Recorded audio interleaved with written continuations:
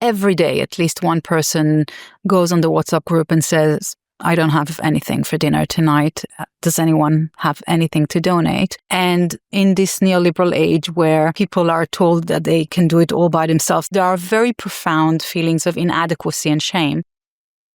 5.4 million low-income households across the UK reported experiencing food insecurity in the second half of 2024, as reported by the Joseph Rowntree Foundation, with 7 million, that's 60% of all low-income households, going without essentials like food, heating and water. Over the same year, 74% of public sport and leisure centres were deemed to be at risk of shutting down, with closures of local authority-run community spaces now outpacing new openings in some London boroughs. As our needs increase, our avenues to reach each other seem to be shrinking. Welcome to LSE IQ, the podcast where we ask social scientists and other experts to answer one intelligent question. I'm Jess Winterstein from the IQ team. We work with academics to bring you their latest research and ideas and talk to people affected by the issues we explore. In this episode, I ask, are we in danger of losing our communities? I want to understand how the cost of living has impacted our ability to connect. We'll find out why a bench is never just a bench and other design secrets to making neighbourhoods feel safer for women. Why those facing the greatest economic and social challenges feel they're being set up to fail, and what tuberculosis has to do with the rethinking of our public spaces. But before asking what can be done to strengthen our physical communities, let's return to Professor Shani Orgad, who we heard at the beginning of this episode. An LSE expert on inequality and contemporary culture, her research has highlighted the devastating impact these current crises have had on some of the most socio-economically deprived communities in London. The stories that we have heard in these focus groups are really stories that rarely make it to mainstream representations of the current crisis. So, for instance, a woman who was homeless for several years but has been very proactive in getting herself out of homelessness, actively seeking jobs, has 2 children. And because she cannot afford the price of energy and water, she uses a daily bucket where she saves hot water. And this is how she baths her kids. Another thing that was said and, created, I think, quite humorous and supportive atmosphere in one of our focus groups where there were lots of pensioners, where they say, yes, we're talking about the unaffordability of energy and food, but let's admit it, we also struggle with the price of water. And so the rule, someone said in our house, is if it's yellow, don't flush. If it's brown, flush. And everybody laughed first, but many people admitted that that's something, again, that people literally do not flush the toilet during the day to save water in 2024 in London. That this example of deprivation created a sense of camaraderie highlights how valuable it can be to connect with people able to empathise with your own situation. Without proper funding, however, even the most supportive of networks can fail. Here's Dr. Divya Srivastava, a health policy expert and City University lecturer who co-led the project with Shani. As part of their research, Divya and Shani conducted focus groups in centres across London, vital community hubs that are themselves, due to funding pressures, facing closure. In our focus groups, actually through the conversations, some participants learned from the others on how to do certain things which they didn't know before. But I certainly think that the informal networks of support that many of the participants spoke about was very much because a substitute of what they really need is not actually available. And there's a massive gap in public services. What really struck me is that many of them didn't know where to find support. They didn't actually know how to start to navigate that journey. And on the back of that, many of the participants were saying, well, actually, if I do try to fill out the form, it's designed for us to fail, that we actually find it too difficult, and then they just give up. So even though these things are maybe designed to actually target these types of groups in underserved communities, they're actually not able to access the support. And I think they would readily like the support if they can get it. Requesting any type of state support requires paperwork. But with overly complex and increasingly online forms, the state risks disenfranchising the very people it's supposed to be helping. For anyone struggling or on the wrong side of the digital divide, community centres are vital places to find specialist support. I asked Shani how the increasing uncertainty around their funding was impacting the local community. These are, for many people, a lifeline. These physical spaces, in the sense that they are heated, so people come there often to keep warm. For not an insignificant number of our participants, sometimes that was their daily meal. So either through food that the community center would serve or through cooking classes, for instance. And it was also a crucial space and place to alleviate the loneliness and the isolation many people feel, and that has been exacerbated during and post-COVID-19. Just an anecdote, one story of many was of a mother of 9 children with severe mental health issues. And she described how her local community center, which I should say is really a dilapidated building. We were there in late December and we were literally sitting in the focus groups and freezing, and the kind of, the radiator was buzzing. And it's an under-resourced community center. And yet this is her lifeline. And she said, if I didn't have this center, I wouldn't have made it. And she's a mother of 9. But at the same time, for instance, she's a person who also was very much reliant on a mental recovery group run by volunteers. But now, partly because less and less people can afford volunteering themselves because the local communities are stripped of money. And when local communities are stripped of money, people find it much harder to volunteer. And when there's all these crises that the volunteers themselves are struggling with. And partly because the public transport prices have risen, she cannot afford now taking the 2 buses she used to take to her local mental recovery group. And so she stopped. So this is the price being paid. It's a real price, and it's a knock-on effect. One of the participants said it's a domino effect. The community centers are not just cosmetic. They are vital for people's mental health, for people's physical health in terms of warmth and food, for people's ability to see someone, to get out of the house. And as Divya mentioned earlier, also they are vital sources of information. This lack of funding, together with rising living costs, has created a perfect storm. A rise of need met with a decline in provision and crumbling infrastructure. The knock-on effects on individuals are stark. Here's Divya, followed by Shani. One participant said she now doesn't take public transport because of the cost. I think this really speaks to an issue around shrinking people's mobility in London. And that's has a huge impact on people that are being more isolated and being more obviously left to being on their own, and maybe they would like to have some type of engagement, and that option out doesn't present itself unless they can walk to this community center. The other point that I think came up strikingly in our discussions was around the digital divide. There were participants who actually have chosen not to be online. And if that is their choice, this presents a challenge to local councils and charities where they think we're going to leave everything online for people to navigate.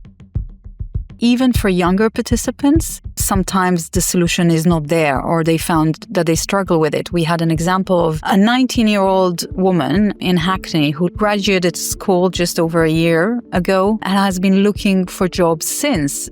And what was really interesting and heartwarming, not to over-romanticize it, is how at the end of the focus groups, when we were wrapped up, people approached her and gave her tips, and they exchanged numbers and said, call me tomorrow and I'll try to put you in touch with X and Y. So I think it has to be said that even for younger people who do have digital literacy and access, there are fundamental limitations in relation to their ability to really cope and navigate these crises without a serious infrastructure that really is geared to supporting them. I've lived on this estate since 2014. However, I grew up around here visiting my grandparents and my family since I was a little girl. This community of W11 has always been a more quiet and relaxed, but also tight-knit in the sense that we like to champion each other's culture. After the incident at Grenfell, the tragedy, the whole community came together, which was very powerful.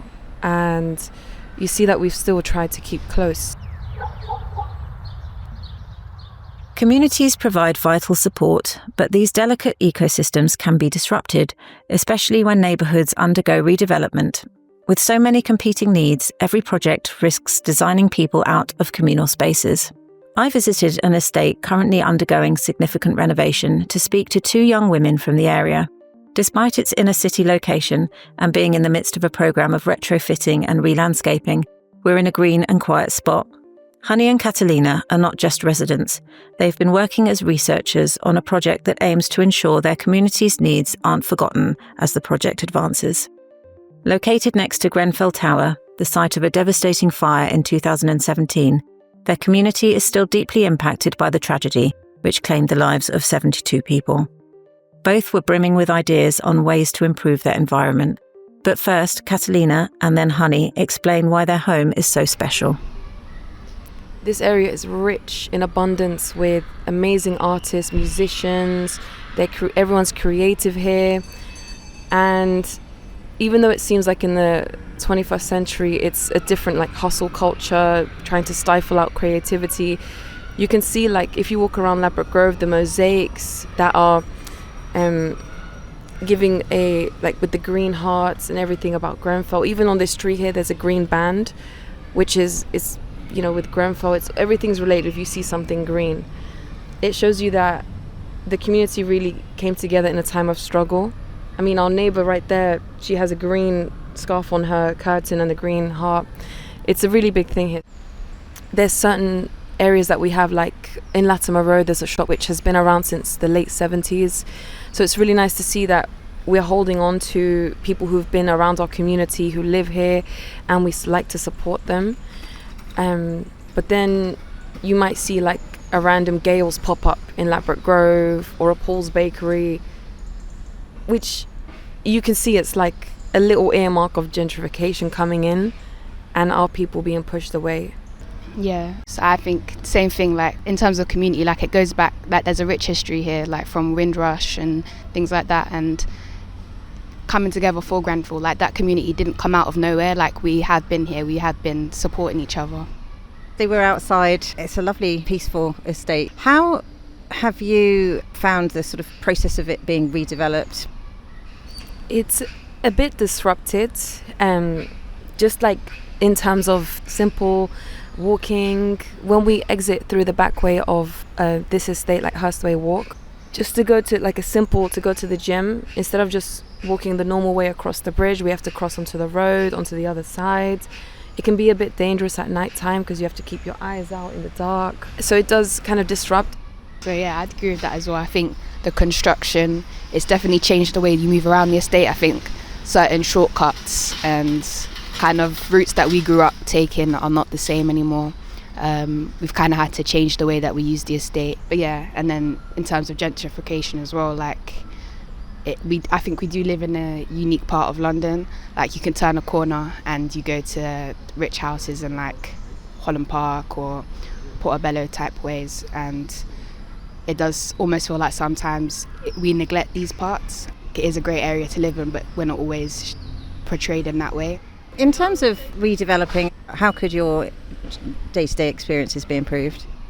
As a woman, definitely increased visibility in regards to lighting, because if we walk around in the nighttime, a lot of these lamps around us, they don't work, which is a shame because you want everyone to feel like it's accessible for people of all abilities and genders and ages. And I would say maybe having people around that, the neighborhood, where people look after each other, having to foster a safer environment. So I agree. I think, to be honest, I think it does come back to the basics, like lighting, and I just think sometimes they have the right ideas, but they're not always finished, and it's they do a halfway job. So I think just finishing what you started and doing it to just the bare minimum, I think would make a huge difference. There were certain activities in this project, and I think one of them was where do you go on the estate? And I realised that I actually don't stay on the estate or in the area. It's more working my way through to get out, and I feel why is that? Because I wouldn't mind staying close. No one really wants to trek outwards to go and chill somewhere. So I think it is just having communal spaces, but we don't really have them, and it's as basic as just having a seat in, which is just nice to be in, feel safe, feel comfortable, but we don't really have that in the area. And yeah, it's just a bit why. I think as well, I never met Catalina or Kayla before the project, but we all have similar ideas and pretty much the same foundation. So it's like we all want the same thing. So it's not like I'm having these ideas but no one else wants them. Like, it's a communal thing. We all want the same thing. It's easy to take something as simple as a seat for granted, until of course it's gone. As Catalina and Honey point out, improvements don't need to be dramatic or expensive. A simple, well thought through walking route or the use of art can make a huge difference. We have just behind us in Houseway Walk, there's like a green space, but it's nice and peaceful as we saw, but it's not really encouraged that people use it a lot. It's quite abandoned, unfortunately. So we thought maybe having like walking loops in the green space, even around the area, simple things like tracking, you've walked this many amount of meters to encourage healthy habits. And also maybe you don't want to walk really far out alone in the dark. You feel a bit unsafe, especially with what's going on in the news. You would want to get your walk around, but also feel closer to the area, safe, or in a safe distance from home and outside. I think art is kind of like a universal language, and there are so many different cultures here. Even if you're not artistic, even if you don't necessarily understand English or you can't read, I think bringing art into the community, it just gives it a different kind of life and a different kind of colour. I think that is a way of bringing it back to life and bringing people out. As these ideas highlight, there are many ways to foster community cohesion. But what works for Honey and Catalina's estate may not meet the needs of another. Understanding what a particular space needs requires connecting with its residents, including those challenging to reach. Dr. Julia King and Olivia Theocharides-Feldman, who worked together at LSE before founding the consultancy Social Place, understand this challenge. Their participatory research methods, which include bringing community members like Catalina and Honey onto projects as paid researchers, aim to give a voice to groups that are often marginalised in urban development processes. Here's Julia, then Olivia, in discussion. Consultation is, I would say, pretty standard practice, but what kind of consultation that is I think where we come in, because a lot of forms of consultation tends to be, unfortunately, quite tokenistic. A lot of it is tick box exercises where the communities in which a project is happening are often said, would you rather A or B? And there isn't any kind of actual decision-making or shaping the place that happens, because we really value the sort of tacit everyday experiences of people. And often that involves kind of unlearning your own assumptions around a space, or relearning things that you might think of sort of banal, that someone might not even be interested in, that sort of how you walk from a bus stop to home. And so our process allows these sort of everyday life stories to come in. There are always going to be certain compromises that have to be made. But when those compromises are made, people are left out of that conversation and then feel like things are just being done to their areas. Things are happening at them rather than with them. And so I think one of the things that we try to do in our work is kind of have that continuity run through it. So we involve young people in conversations, with architects as we're working through a project. We try to involve them with whoever the stakeholder or the client is, so that there is that back and forth, and so that there is an understanding of what conversations are happening, whether that's budgeting or planning constraints or whatever it is. Basically, all the young women that we worked with, a lot of the time they were leaving their area and going home, they had to traverse through an area that they thought was quite sketchy or dodgy, and they kind of had these techniques to get home. So actually I would get the bus if it was dark, and I would get off at that stop because that stop is less sketchy than the next stop or whatever it is. And that even though they had to incorporate that into their routine, it was still more valuable to them to leave their local area to hang out than to stay in their local area. So I think one of the things that really struck me is how can the place where you live also be the place where you socialize and the place where you hang out? And if you have a friend from the estate, where do you both go? You're living 5 minutes from one another. It would be amazing to have something 5 minutes from the both of you where you could just go and spend time.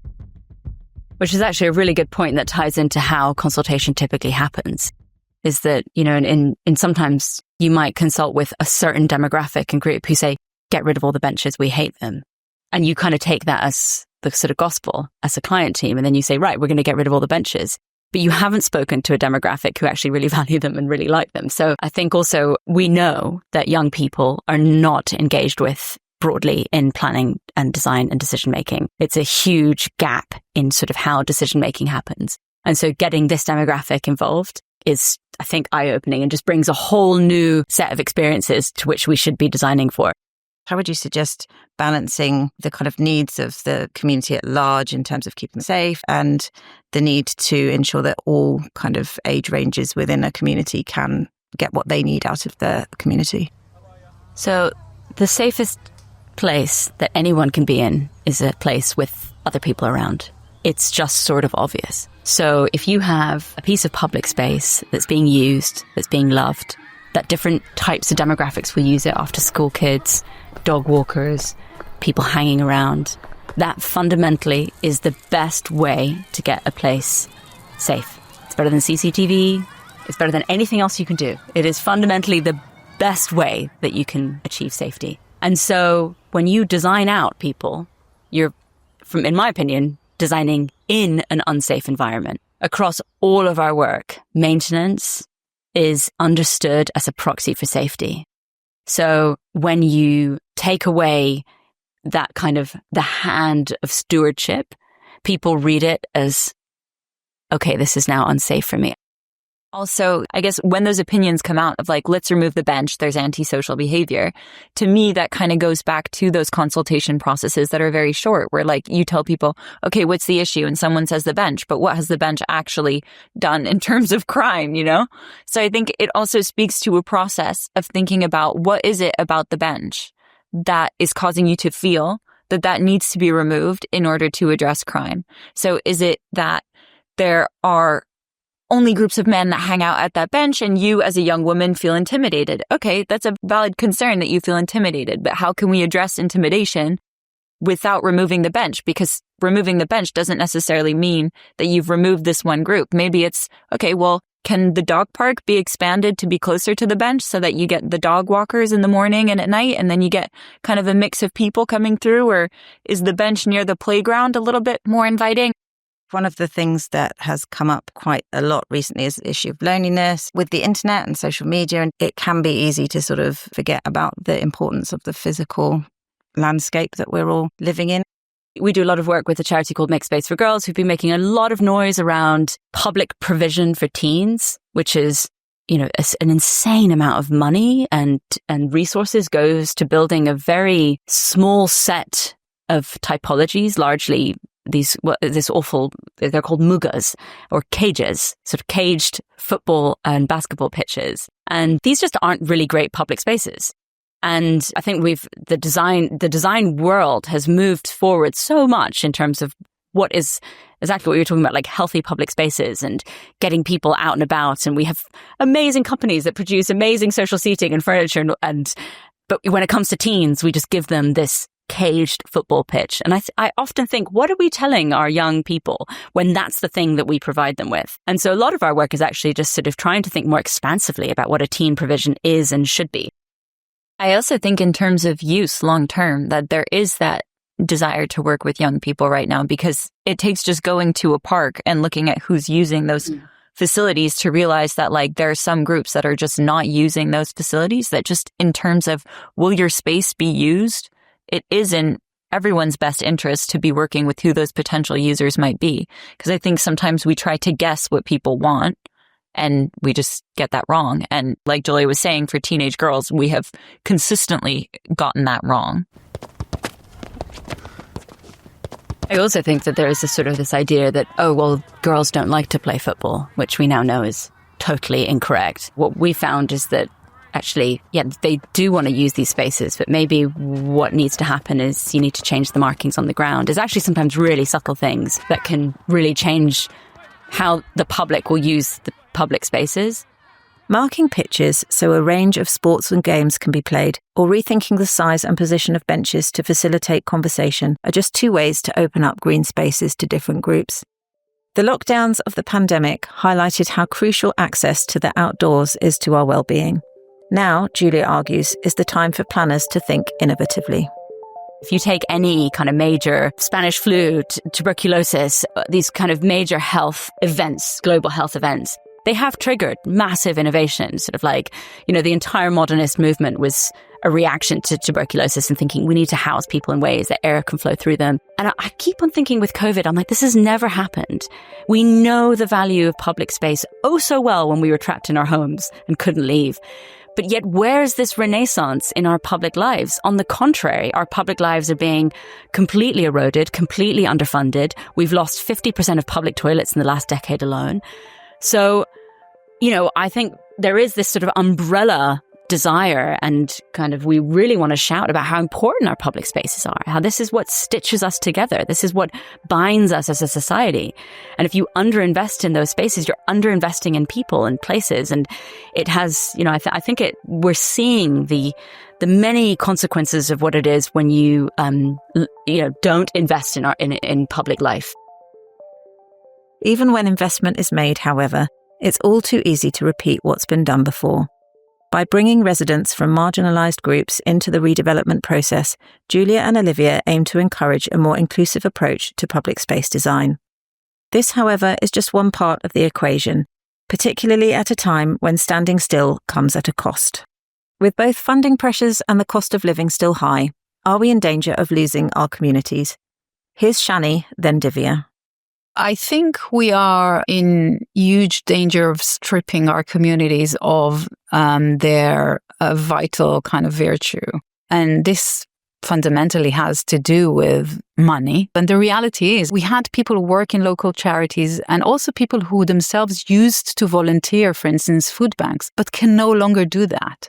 So for local communities to stay alive, some of the money needs to be kept within the local community and to come back to the local community. People, however huge their heart is, with no state funding, the whole system crumbles and collapses.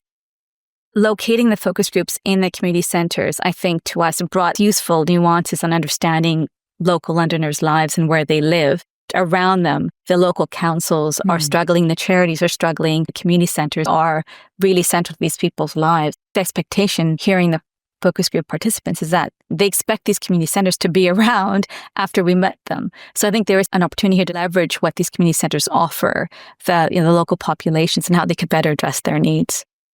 And finally, Julia, reminding us of Catalina and Honey's experiences, and Olivia. You heard the young women talking about the tragedy of Grenfell. They really felt a community response to that. But that could only happen because they already were a community. And so I think sometimes we don't see community when it's there. But having said that, I do think communities are fractured in certain environments. When you spend 50% of your salary on a terrible rental accommodation, I actually think that makes it really hard to feel like I'm a valued member of this place. I think you feel extracted upon and stood upon. And so, yeah, I think communities everywhere, if you look, but under so many pressures that it makes it really hard for that to materialize. I would completely agree with that. I think it would be also unfair and quite wrong to say that we're in danger of losing our communities, because I think that strips people of any agency to have the connections and be embedded in the worlds that they're embedded in. But equally, there are these great pressures on people that do put some of those connections at risk, and that can, have quite serious consequences on communities. One of the things that's really important for the both of us is that while we think that design does impact communities and does impact how community can be built, we're not saying that design is going to create communities. Like that is, architects tried to do that. The modernists tried to do that. It did not work. You cannot just create a society, create a community. But if you don't have those physical things like parks, like public toilets, like a place to hang out in public space that is free, that is open, then it is going to be more of a struggle to maintain a community. This episode was produced and written by me, Jess Winterstein, with script development by Sophie Mallett and editing by Oliver Johnson. If you'd like to find out more about the research in this episode, head to the show notes, and if you enjoy IQ, please leave us a review. Join us next month when we ask, how do we avoid falling for online scams? If you liked this podcast, you might like the LSE Events podcast, which features talks by some of the most influential figures in the social sciences. Listen to the recent talk, for example, by Malaysian Prime Minister Anwar Ibrahim. For more inspiring content, search LSE lectures and events wherever you get your podcasts.